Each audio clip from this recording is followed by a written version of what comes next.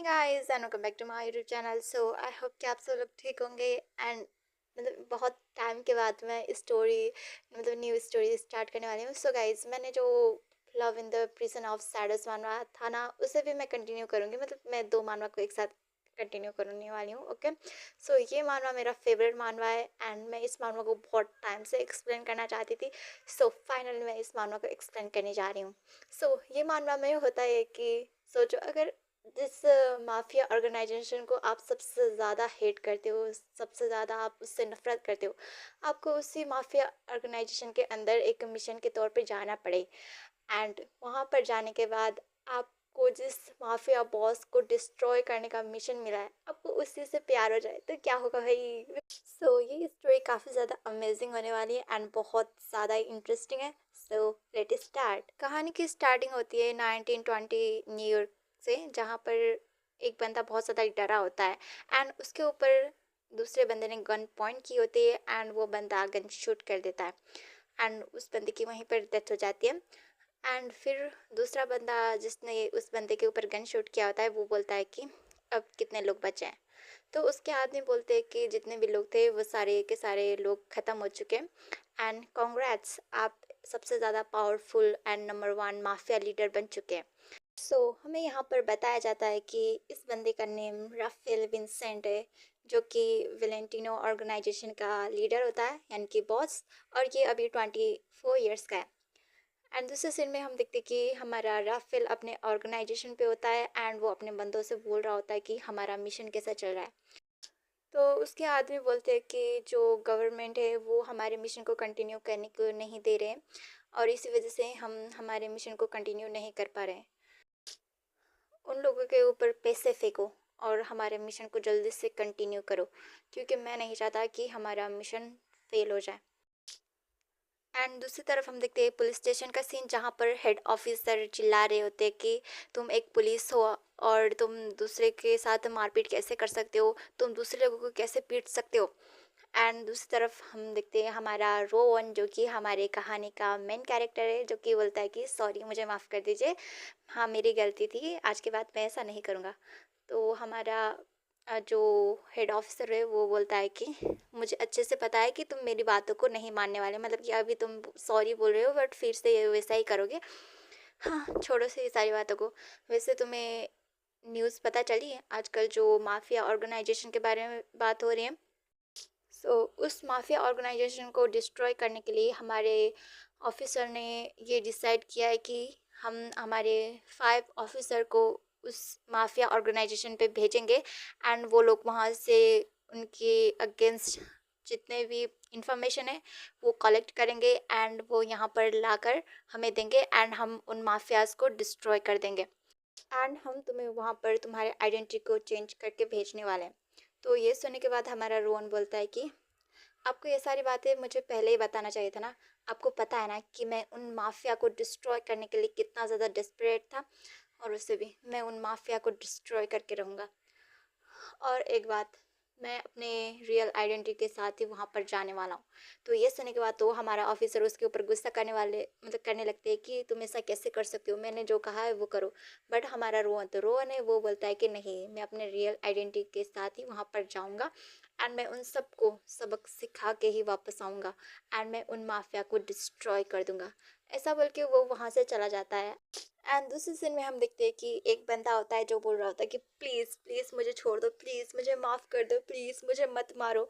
मैंने जितना भी पैसे चुराया है वो सारा का सारा पैसा दे दूंगा, नहीं नहीं, मैं उसका डबल ट्रिबल दे दूंगा, प्लीज़ प्लीज़ मुझे जाने दो, प्लीज़ मुझे ज़िंदा छोड़ दो। एंड वहाँ पर कौन होता है, हमारा रोहन, जो कि उसके ऊपर गन पॉइंट करके रखा होता है एंड फिर वो उस बंदे को शूट कर देता है। और यहाँ पर हमें हमारा रोहन का वॉइस ओवर सुनाया जाता है, जहाँ पर वो बोलता है कि पूरे 5 साल हो गए इस वेलेंटिनो ऑर्गेनाइजेशन को ज्वाइन किया हुआ और मुझे पता भी नहीं चला कि मैं कब मॉन्स्टर बन गया। और फिर वो अपने बंदे के साथ वहाँ से चला जाता है एंड उसका बंदा रास्ते में उससे बोलता है कि आज रात रिकॉन्सिलिएशन पार्टी होने वाली है, क्या आप वहाँ पर जाना चाहेंगे। तो हमारा रोहन बोलता है कि तो फिर ले चलो मुझे वहाँ पर। उसके बाद हम पार्टी का सीन दिखते हैं, जहाँ पर रोहन किसी बंदे के साथ बात कर रहा होता है एंड तभी वहाँ पर हमारा राफेल आता है एंड उन सभी ने मास्क पहना है तो सभी लोग किसी को नहीं जानते। तो हमारे राफेल चल रहा होता है एंड उसका ध्यान नहीं होता है, तो वो उसकी टक्कर रोहन से हो जाती है एंड जो हमारे रोहन के हाथ में जो ड्रिंक होती है वो पूरा ड्रिंक हमारे रोहन के ऊपर ही गिर जाता है। तो हमारा रोहन बोलता है कि तुम देख के नहीं चल सकते, तुम्हारी वजह से मेरा पूरा कपड़ा खराब हो गया। तो हमारा राफेल बोलता है कि ओ, मुझे माफ़ कर देना, ये मेरी गलती है। और फिर वो हमारे रोहन को अपना हैंकी ऑफर करता है और हमारा रोहन भी उस हैंकी को एक्सेप्ट कर लेता है एंड वो खुद के शर्ट को वाइप करने लगता है। और वो एक चीज़ नोटिस करता है कि हमारा राफेल का जो फिंगर है ना, मतलब रिंग फिंगर नहीं होता। सो इसे देखने के बाद तो वो थोड़ा सा शॉक्ड होता है, मतलब वो डाउट करने लगता है उसके ऊपर। और फिर वो हमारे राफेल से बोलता है कि वैसे तुम्हें नहीं लग रहा कि ये पार्टी कुछ ज़्यादा ही बोरिंग है, क्या तुम बाहर चलना चाहोगे फ्रेश एयर लेने के लिए? उसके बाद वो दोनों बाहर आ जाते एंड हमारा रोहन राफेल को घूर घूर कर देख रहा होता है एंड वो अपने मन में सोचता है कि देयर इज़ नो डाउट, यही राफेल है, वेलेंटिनो ऑर्गेनाइजेशन का लीडर।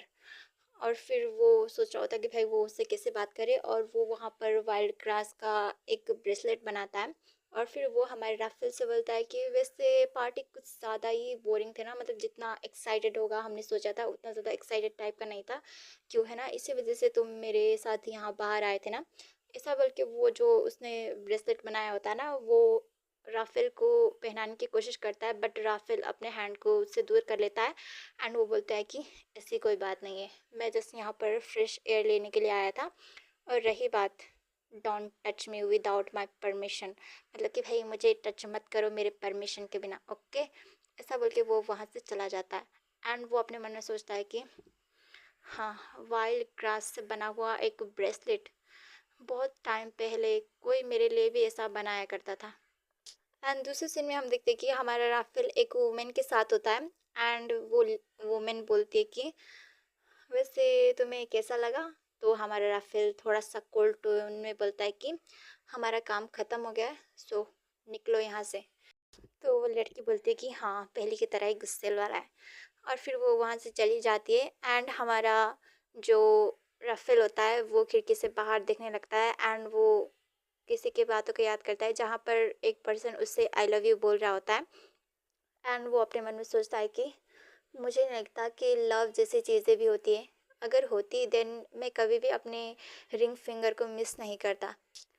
मेरे पास सब कुछ है पर पता नहीं क्यों मेरा हार्ट अभी भी खाली सा लग रहा है। एंड तभी उसे वहाँ पर किसी की कॉल आने लगती है, तो वो कॉल को पिक करता है एंड वो बोलता है कि क्या है। तो दूसरी तरफ का बंदा उसे कुछ बोलता है, तो वो बोलता है कि क्या डैनियल न्यूयॉर्क पे आया है एंड वो मुझसे मिलना चाहता है, ठीक है, मैं अपने ऑफिस पर आ रहा हूँ। एंड दूसरे सीन में हम देखते हैं हमारा राफेल अपने ऑफिस पर होता है एंड उससे मिलने के लिए हमारा डैनियल आया होता है एंड वो बोलता है कि बहुत टाइम के बाद मिले ना, एंड वो हमारे राफेल के लिए सिगरेट को जला देता है एंड वो से बोलता है कि मैं एक न्यू बंदे को लेकर आया हूँ जो कि बहुत ही अच्छा है, सो प्लीज़ मुझे अलाउ करो कि मैं उस बंदे को तुम्हारे साथ, मतलब तुम्हारे सामने पेश कर सकूँ। और फिर हम देखते हैं वहाँ पर होता है हमारा रोहन एंड हमारा रोहन हमारे राफेल को देखता है एंड वो अपने मन में सोचता है कि फाइनली हम मिल गए, the boss of Valentino organisation Rafael. And हमारा राफेल भी हमारे रोहन को काफ़ी घूर घूर के दिख रहा होता है। तो हमारा डैनियल बोलता है कि हे, अपने आप को इंट्रोड्यूस करवाओ। एंड वो काफ़ी रिस्पेक्टफुली खुद को इंट्रोड्यूस करवाता है एंड वो अपने मन में सोचता है कि हाँ, इतने टाइम के बाद मैं उससे मिला हूँ, अब फाइनली मैं उसके साथ रह सकता हूँ, मतलब कि उसके साइड पर, एंड उसको मैं डिस्ट्रॉय कर सकता हूँ।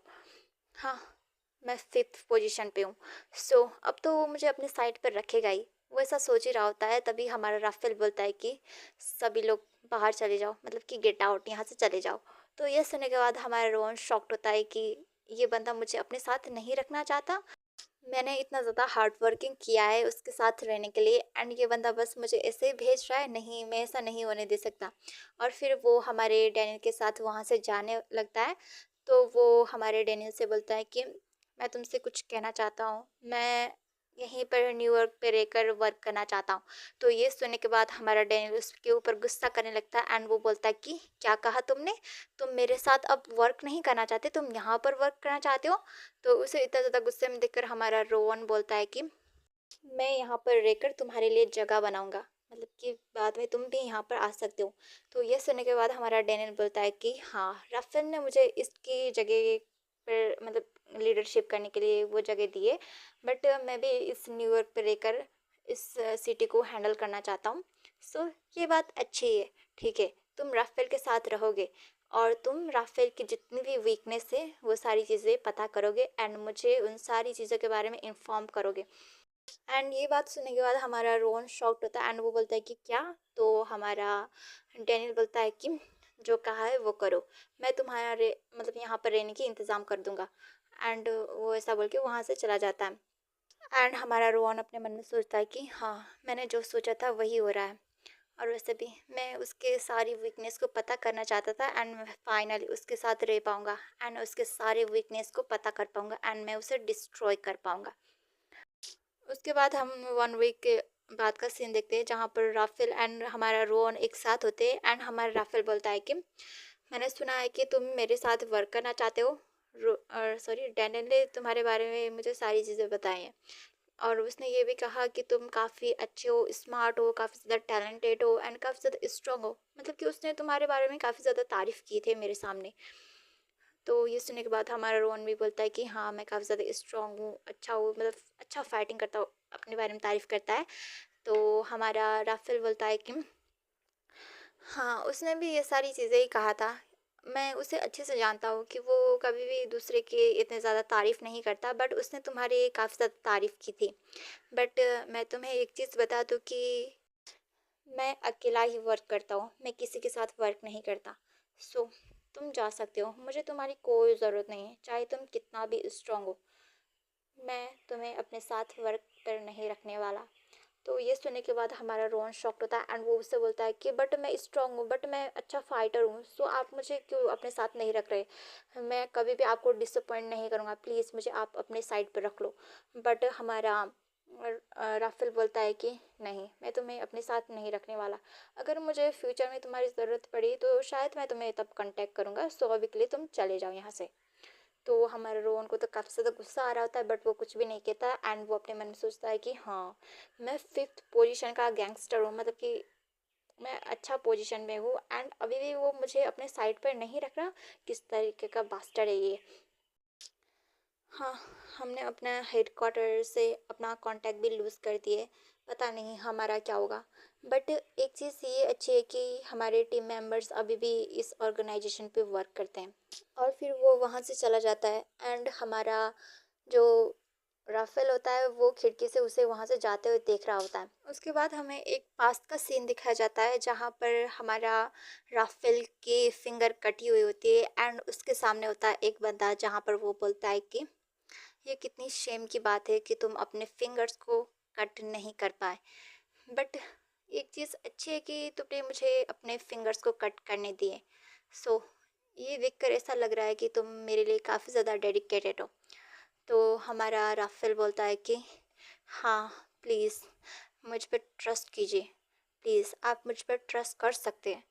तो वो बंदा बोलता है कि हाँ, तुम इस चीज़ को अच्छे से याद करना कि हम दोनों के बीच में क्या रिलेशन है, मतलब कि जो अभी तुम्हारे साथ हुआ उस चीज़ को तुम हमेशा याद रखना, कभी भी भूलना मत। राफेल, मैं तुमसे बहुत प्यार करता हूँ। एंड यहीं पर हमारा चैप्टर 1 ख़त्म हो जाती है। सो गाइस, चैप्टर 1 कैसा लगा आप लोग कमेंट करके बता देना एंड अगर अच्छी लगी हो तो प्लीज़ लाइक कर देना वीडियो को एंड कमेंट करना बिल्कुल भी मत भूलना। सो अगर अच्छा रिस्पॉन्स मिला देन मैं चैप्टर 2 भी जल्दी लेकर आऊँगी। सो बाय बाय।